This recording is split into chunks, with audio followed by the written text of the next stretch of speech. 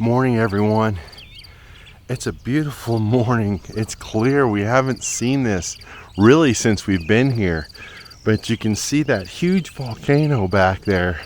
We've caught little glimpses of it here and there, but since we've been here, we definitely haven't seen the sky this clear. And I got to show you because we can actually see a few volcanoes from here. So I wanted to mention the climate here. So we're at about 7,000 feet above sea level, and right now it's about 54 degrees. So it gets a little cool up here, and I think it gets down into the 50s sometimes. And then during the day in the heat of the sun, we get up to about 80 degrees.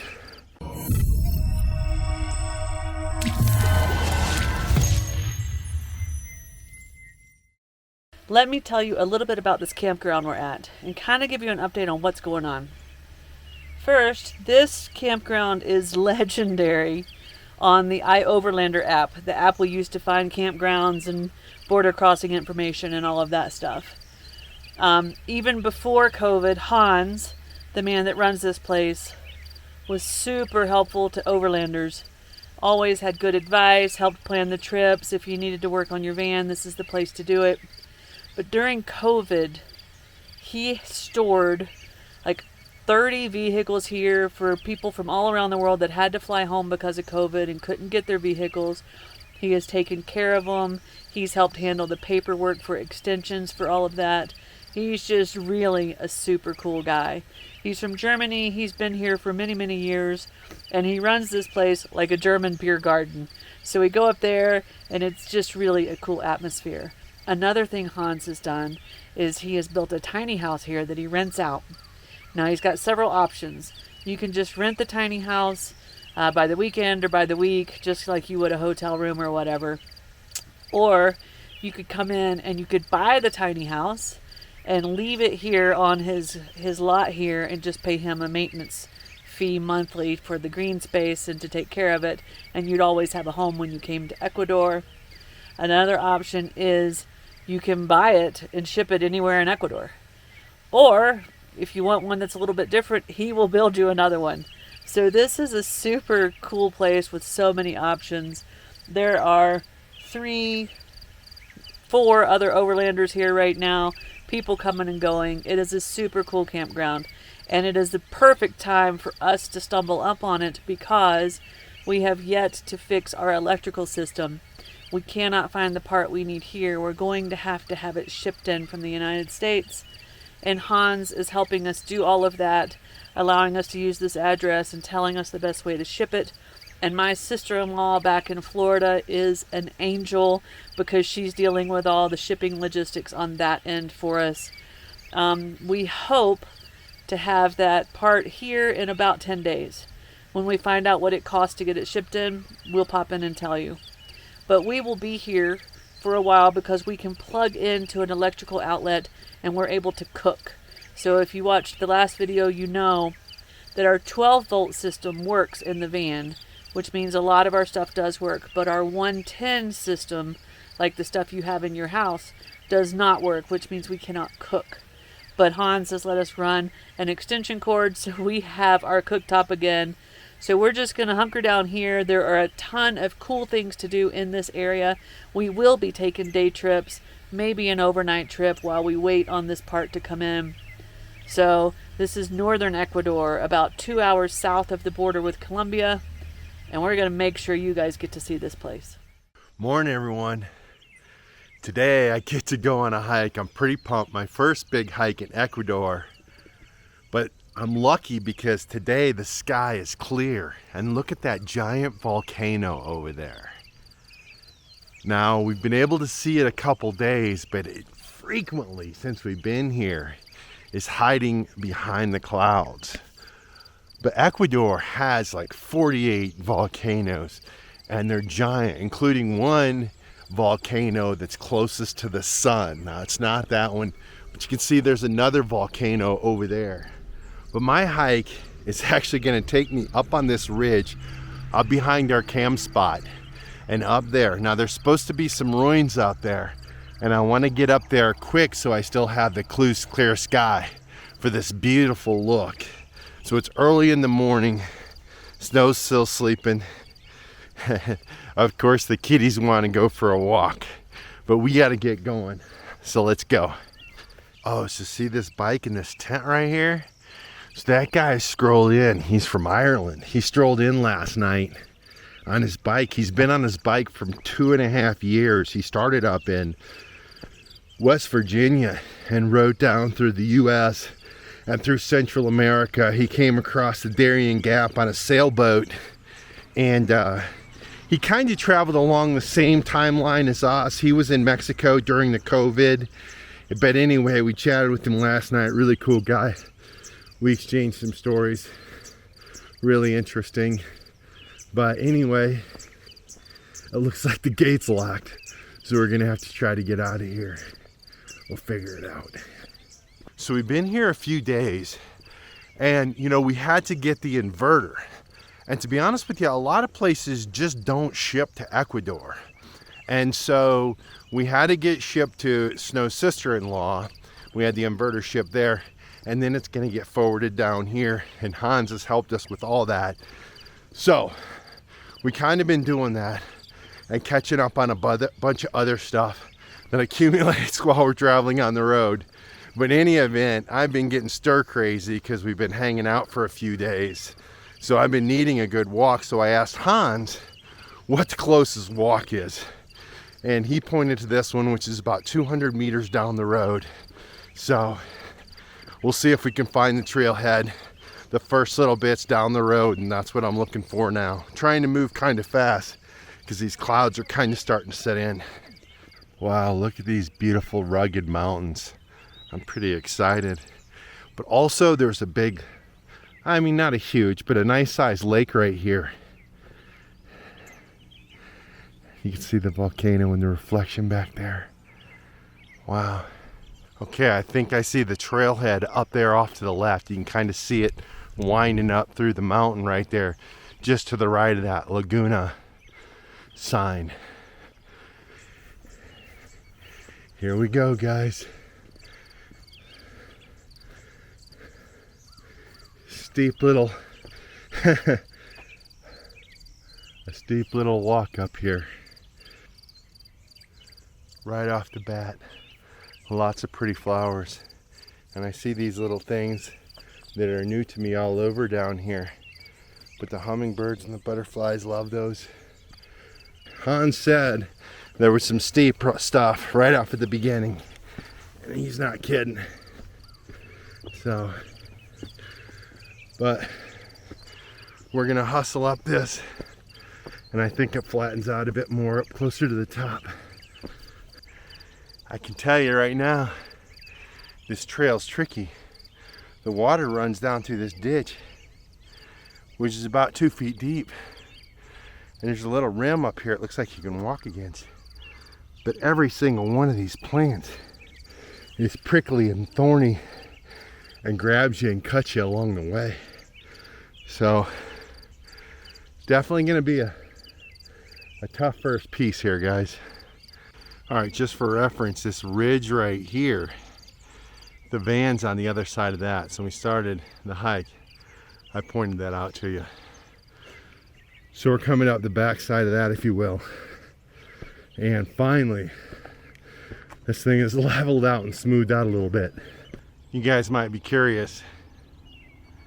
This is a solo hike. But there are other people up there.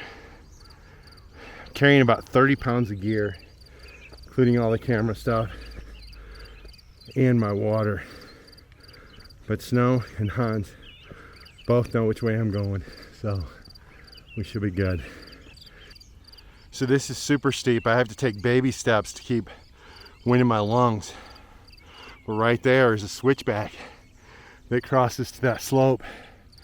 You can see the other guys just crossed it and are getting up on top of there, which is good news because that's going to be relatively flat. So excited for that. I'm midway through phase 2. You can see it kind of winds around there, but that steep, super steep ascent right there, super hard, is behind me.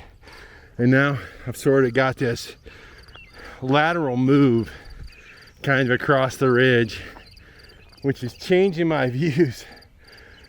And I'm trying to get to a point where I can get a nice reflection shot of that volcano against the lake. So hopefully we'll move this way far enough. Phase 2 complete. I made it to this ridge. And I can see down to the van. If you see all those little villages there, you can see the blue tiny house. And then we're tucked up under the tree. Can't see the van very well. Unfortunately, I didn't get the angle of the reflection for the volcano. And if you guys can see, the clouds are starting to set in. And even worse, the sun's starting to come out. And we're pretty close to the equator here, so I can tell you that sun is powerful. I have sunscreen on and my hat on and long sleeves to combat it. Ecuador. ¿Cómo te llamas? Miguel Ángel. Javier. Javier, con mucho gusto. Miguel Ángel, Ecuador. Ecuador, welcome to Ecuador. Take back my life. It's time to go my own way. Across the horizon, I've been dreaming about it every day. I believe we're wild and free. I feel so alive, so alive. I feel so alive, feel so alive. I don't know where I'll go, but I know that this old town can't hold me down. I feel so alive, I feel so alive. This life is a journey, and we were born for chasing stars. I don't believe it's all for nothing. I'm right where I'm supposed to be. For point of reference, I can now see the van almost straight down below us. And this ledge, it's plenty wide enough to feel comfortable. But on the left, it is straight down. But I'm always amazed when I come up on a walk like this at the views from down below as you look up. You just don't expect what you're gonna see.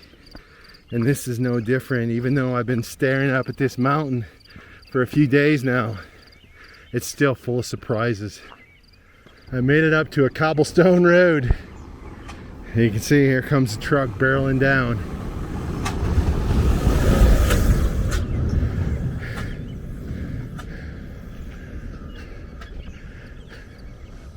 We made it this far, we might as well keep going.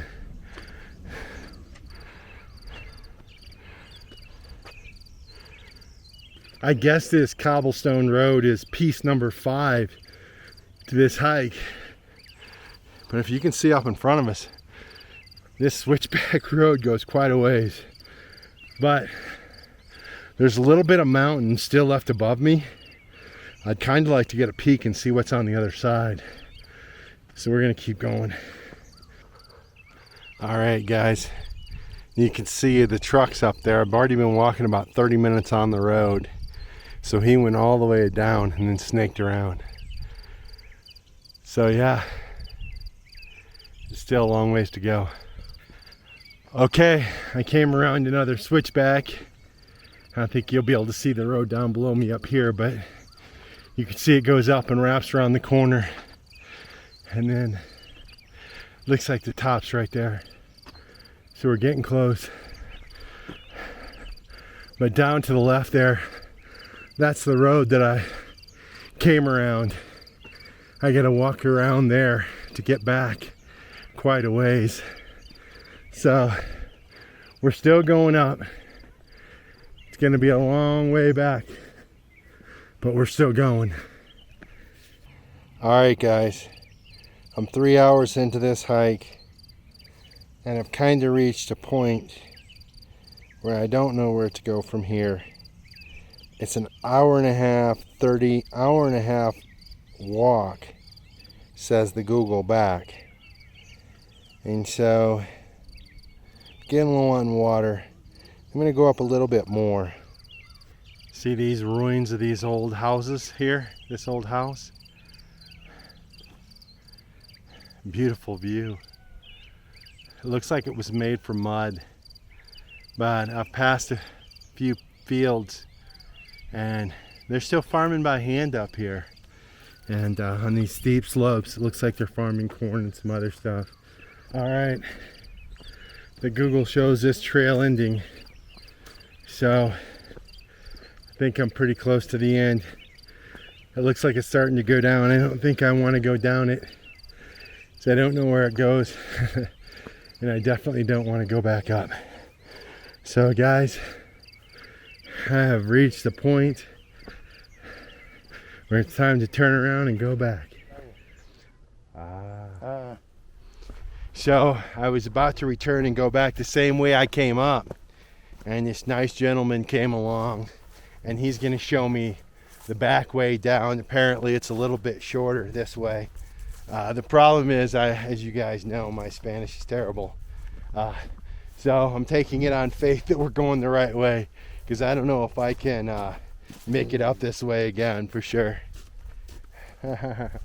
I'm telling you guys, this is going to go down with one of the most fascinating experiences on my journey. I was just kind of finished flying a drone, and he came along, and now he's showing me this back way, which I would have never found. It looks like where they bring horses down through here. I met an old man.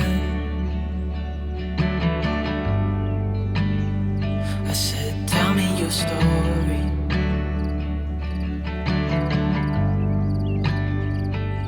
He took out an old pen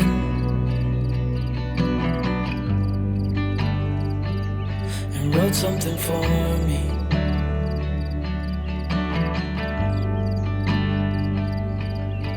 Then he kept walking on down the road, and I watched him disappear like smoke.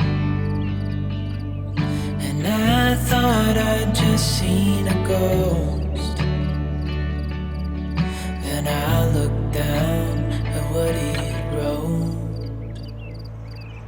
It said, son, when you grow up you'll be fine. I know you've got questions on your mind. Life is gonna happen one way or the other, whether you like it or not. Stop looking for the answers and you'll find what you've got.